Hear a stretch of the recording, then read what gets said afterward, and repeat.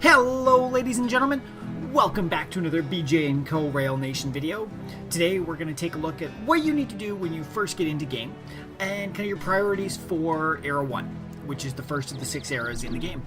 So we want to get you off on a good foot, know what you're doing so you can compete well with everybody else that's in there. You don't want to feel like you're lagging behind or anything like that. So the first thing with that, when you join in, you want to find a world that's in Era 1. If you start in later eras, you'll definitely feel like you're on your back foot because while the game does give you some boosts to catch up in terms of research and some infrastructure, you got a long way to build to catch up to those that are strongly competitive. So you want to start at the beginning, right? Make it easy on yourself. And try to find one that's as close to day 1 of Era 1 as possible. This one that I just found was day 1 or day 5 of Era 1, which is not too bad at all. If we look, not corporation. Shows how well I know this game. If we look in the stats right now, our first place guy's at 5,600, and if we look at his trains, we'll see he should be running 7 trains, and they're probably all Falcons by now. Oh, and he's got the bonus engine, so that's not too shabby at all. But that's not bad. That's where you'll be by the end of Era 1. So for us, that's 5 days in. That guy's 5 days in and he's already there. We still have another 9 days. We'll easily catch up to that. No problem whatsoever. So, when you first get in here, there will be Elijah T. Dalton will give you all sorts of tutorials. Best thing to do, just walk through them first. They'll kind of walk you through the basics of the game, how to build things, how to schedule trains, that sort of thing. But they also give you some nice benefits. You see, I've already got 27 gold that I didn't have to pay for, which is awesome. Free gold, gotta love the tutorials. And some decent cash to play around with. I literally just started this before I started recording and only did the tutorials. So once you're done the tutorials, you should have 3 trains running, 2 different areas. Where they're going is not super important right now. And then in your train station, you'll notice a couple buildings have been leveled up. Engine Shed 3, Track Productions 2, Banks 2, Restaurants 2. So now, here's where we talk about where to focus. What you want to be doing next is getting your engine shed up as quick as possible. This is a train simulator. How do you think you make the most money? Yeah, you need trains. They will be your best source of income throughout the entire game. So for this, the focus on your engine shed, and then the next best thing is you want to focus on your lab. Getting your lab up means that you can, in your research more trains, which means you're going to get the better trains. Because, of course, the first train is not great. 2 cars, 50 kilometers an hour. Woot, woot, woot. By researching, we can get to better ones. This is 70 kilometers an hour, but 3 trains, that's even better. Donkey is 50, but 5 trains. What we're looking for is we want to hit this Falcon. And basically, my suggestion to you, there are some different trains of thought as to what it is, but for starting the game, the most reliable engine for you right off the bat is going to be the Falcon. It takes a few to get to it, and I would suggest as you level up, replacing a couple along the way. But bum rush for the Falcon.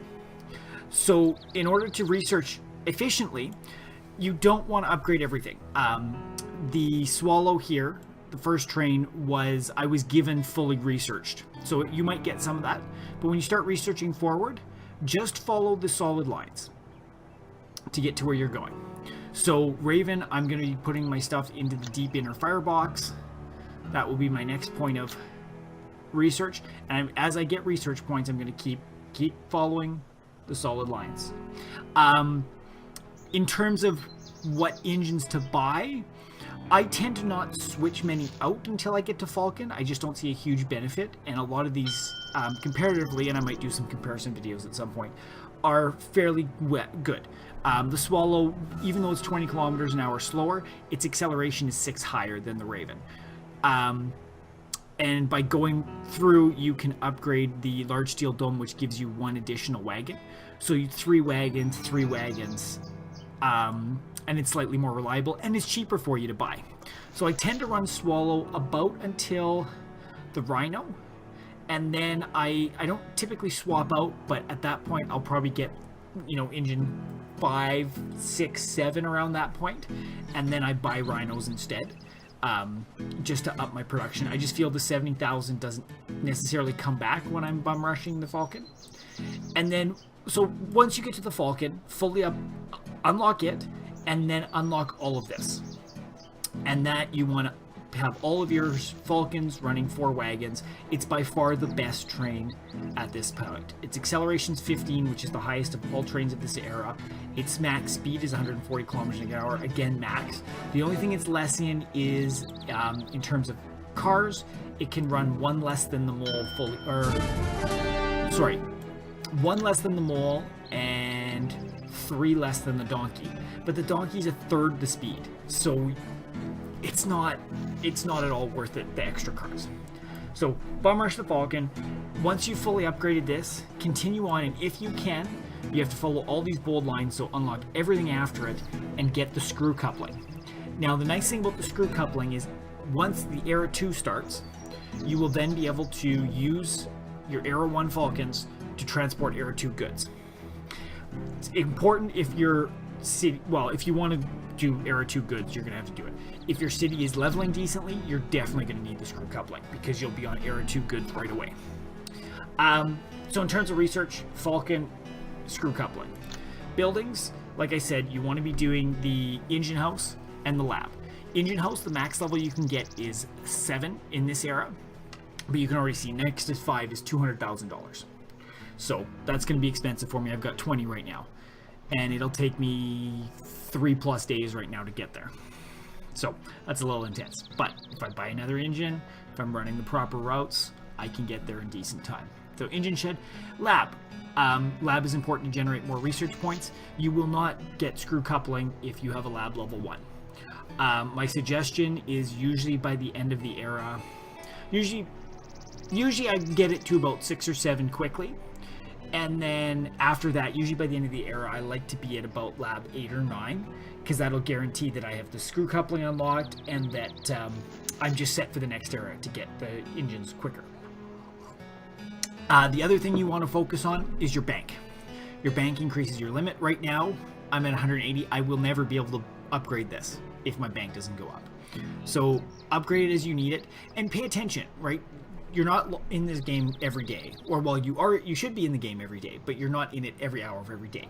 So keep in mind how long it's going to take you to fill up, and make sure that you have a bank big enough. Like right now, 20,000, and it's telling me it's going to take almost 3 days. Well, almost 4 days, sorry. So I'll probably be okay overnight without this bank leveled up. But if it said it's going to take 2 hours, I would probably upgrade my bank before I leave, or spend a lot of money, because you don't want the money going to waste. One neat way is if you go into the planning office here, you can actually see if you've had money, your bank full. Of course, when you log in, it's going to show as red, blinking, all sorts of things. But in the turnover here, the bars, you'll see a bar for every hour that you've been running trains. And if it's ever red, it means you've capped and you actually had the opportunity of making money that you didn't that hour. So keep an eye on that for sure. So engine shed, lab, bank. The next one that's important is your track production. Now, the only reason it's important is so that you can connect to what you need to, right? So right now I've got 4 tracks. I'm coal, lumber, grain, cow. Perfect. What our town needs right now is coal, lumber, beautiful, cows, beautiful, boards. I'm not connected to boards. So I should eventually connect here, because typically my most profitable routes will be from our required goods. And you'll notice here, boards, I'm getting $224 an hour, or $224 a ton, and grain, I'm making $91 a ton. So it's twice as far to get to boards, but it's still, I'm making more than twice the profit of grain to the city. So you want to look at what your most profitable routes are going to be, and take into consideration distance, of course. If you decide to buy the plus account for the 100 gold, which is like $250 US, there's actually a lovely timetable calculator in the planning office that I'm in plus right now. Oh, interesting. I must have had to carry over from another server. That will actually allow you to set a route on a whatever's your most profitable route. So right now my lumber's profitable. If I connected to boards, that one might be most profitable. So things to keep in mind there. So, engine house, lab, bank, track production. After that, if those are all to the level you want them to be, then you focus on other stuff. Or if you need to spend some money here and there. In Era 1, I would not worry about the construction yard at all. The build times are so small on this stuff that it's, you might have to leave it overnight one day to build one thing, and not even full overnight, maybe 2 or 3 hours. So don't worry about it yet. Later eras, it's helpful. But when you have the extra funds, spend it there. Don't be spending extra funds when you could be upgrading the engine shed. And same goes for restaurant, shopping center, and hotel. Hotel, don't even touch unless you have a ton of extra money. All you get is the prestige and a little bit of a percentage bonus. Like at level 1, or level 2, it's a 5% bonus to the other buildings, which is not huge. That you're looking at, this for a 5% bonus on this, you'd be at $200 is your bonus. That's not very big. Now, the nice thing about the shopping center and the restaurant is that as time progresses, you get to collect this much money from it. Every hour and a half for the restaurant, and I think every 6 hours for the shopping center. So the restaurant, you make the money faster. That's the one I put into first, and then the shopping center, and then the hotel. But don't upgrade these when you could be upgrading these.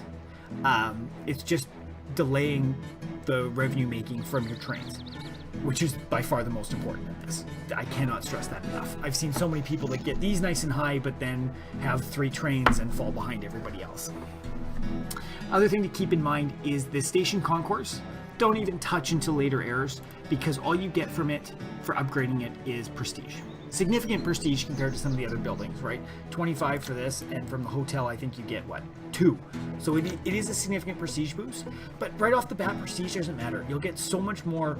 Like in Era 2, I'm delivering goods on another server and I'm getting 200 to 300 prestige per day from city deliveries of just one good.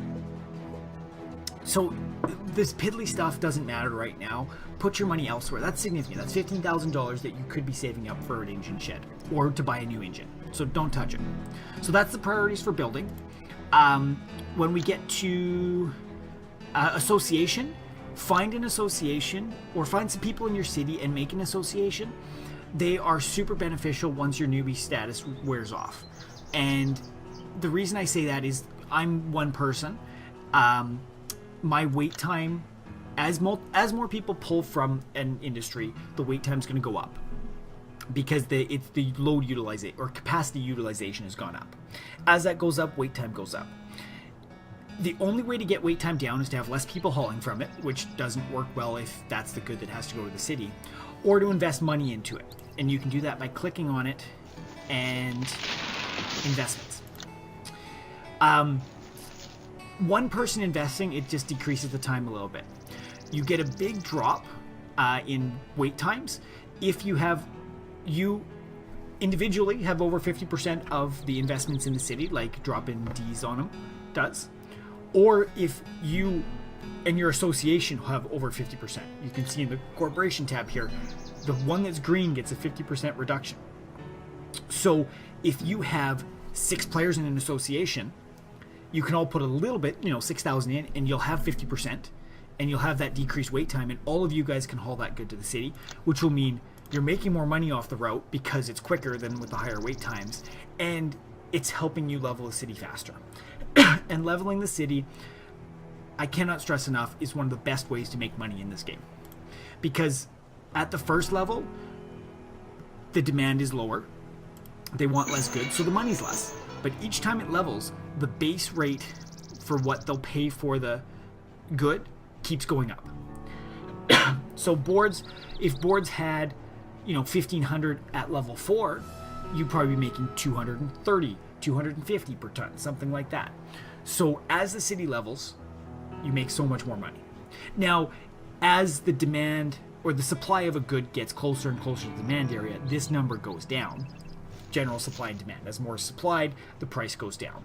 However, so you do take a bit of a hit close to the leveling points, but if your cities working together, which you should be, as separate associations, don't fight each other, right? Assign goods to somebody.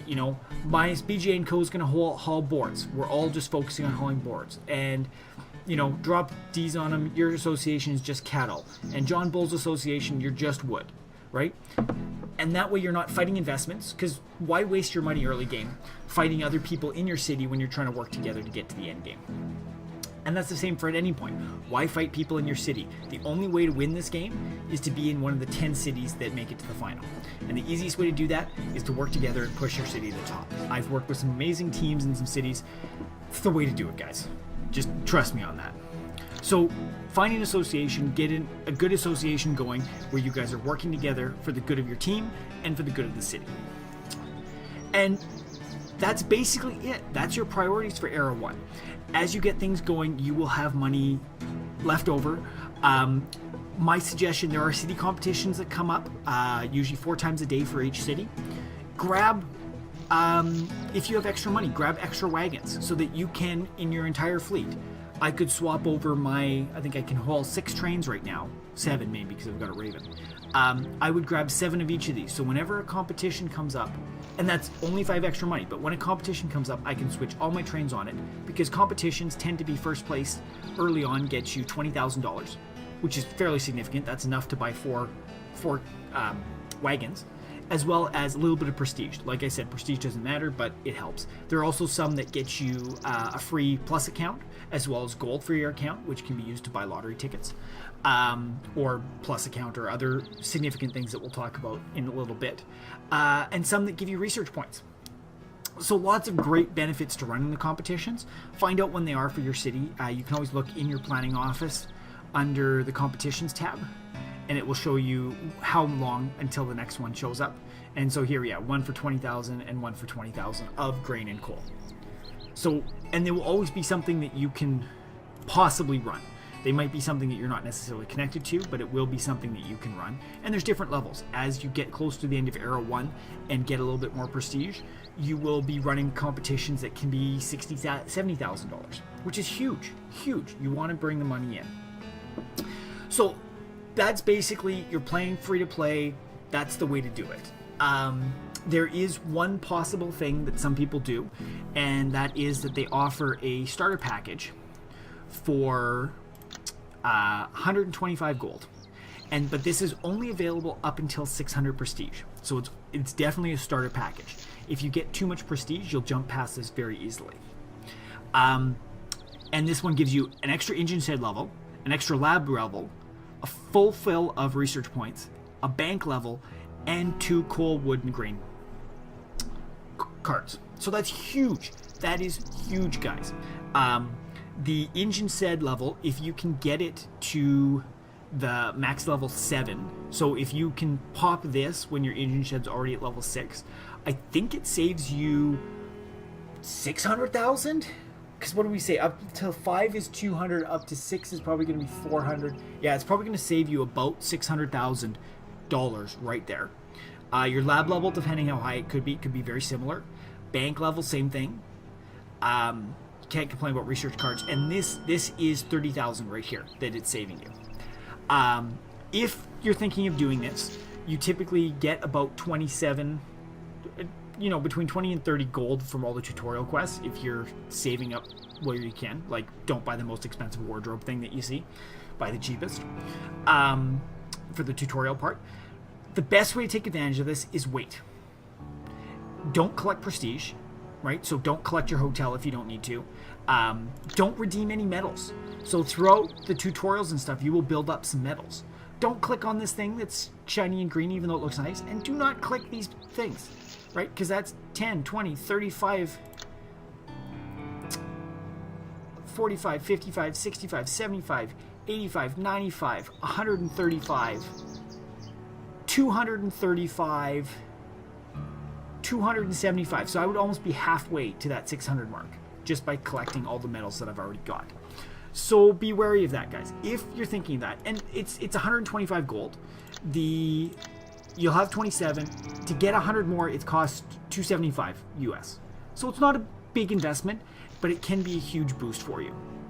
So if you're thinking of doing that, don't collect your medals, don't collect prestige, and definitely, like I said earlier, focus on the engine shed, the lab, and the bank, because those are the 3 that you're going to get the boost from.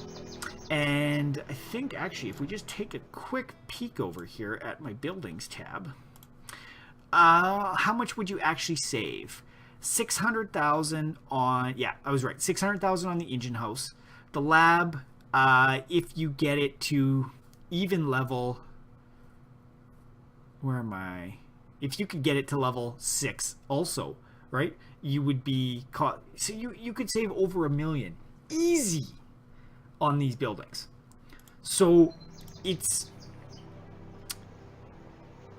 if you're going to do that, it's worth it. It is so worth it. That's probably the one thing that I usually pick up every time. And a neat thing I like about this game is if you continue playing on the same server once you've beaten endgame, and any gold that you've built up and is on your account that you haven't spent will roll over to the next server start. So you can keep that going. So if you just run all your competitions, get a ton of gold coming in, it's perfect, right? Because then you can just save it over and you'll have it ready for the start of the next one. If you don't spend it in-game, of course, which is always hard not to do. So that's basically it, everybody. One other thing that might be beneficial for you is if you have extra money, think about possibly connecting to another city. It does get expensive with tracks, so only if you have extra money. It's not super important unless there's, say, a group of people that you're trying to get together with on in-game and you want to work together for a certain city. Sometimes when you log in, that city's overcrowded, you can't start in that city, and you may need to connect from a close one. Connect to a different city, because then you'll get competitions from LA and from San Diego, or whichever cities you connect to, which will allow you to get, of course, more money and prestige and gold and research points from the different competitions. But it also gives you the option of, when you're not focusing on leveling the city, which happens, there's a max city level each era. In era 1 it's 8. When you hit that, you're running for money. The more routes you have available, the better. If you're connected to 2 cities, it might be getting you more money to run through San Diego for a certain good than all the goods in LA, depending on what the stocks are like. So having some flexibility is nice by the end of the era.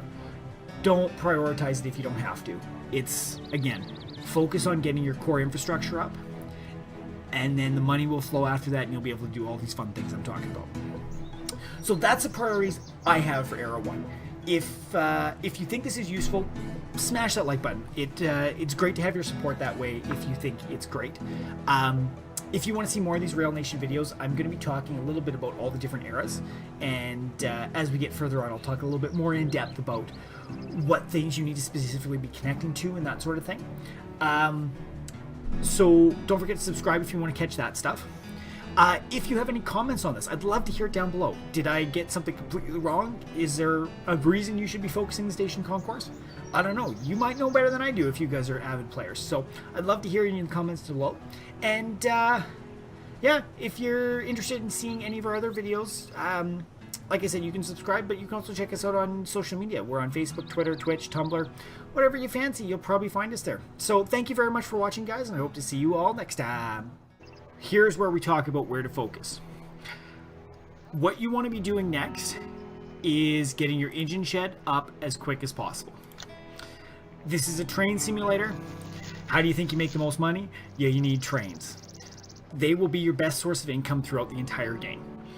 So for this, the focus on your engine shed, and then the next best thing is you want to focus on your lab.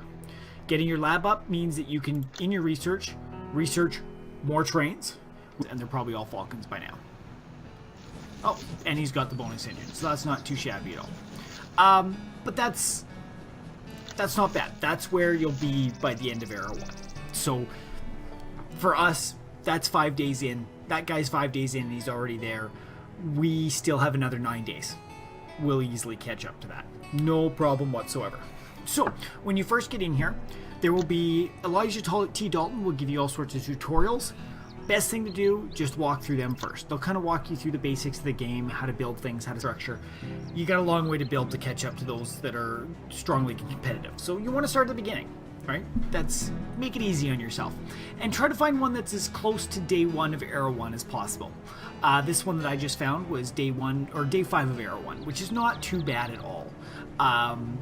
If we look, oh, not corporation. Shows how well I know this game.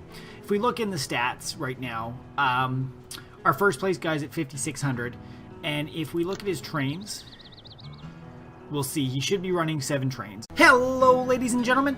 Welcome back to another BJ & Co. Rail Nation video. Today we're going to take a look at what you need to do when you first get into game and kind of your priorities for Era 1, which is the first of the 6 eras in the game. So we want to get you off on a good foot, know what you're doing so you can compete well with everybody else that's in there. You don't want to feel like you're lagging behind or anything like that. So the first thing with that, when you join in, you want to find a world that's in Era 1. If you start in later eras, you'll definitely feel like you're on your back foot because while the game does give you some boosts to catch up in terms of research and some infrastructure, schedule, train, that sort of thing, but they also give you some nice benefits. You see, I've already got 27 gold that I didn't have to pay for, which is awesome. Free gold, gotta love the tutorials. And some decent cash to play around with. I literally just started this before I started recording and only did the tutorials. So once you're done the tutorials, you should have 3 trains running, 2 different areas.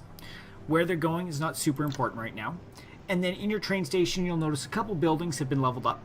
Engine Head 3, Track Productions 2, Banks 2, Restaurants 2. So now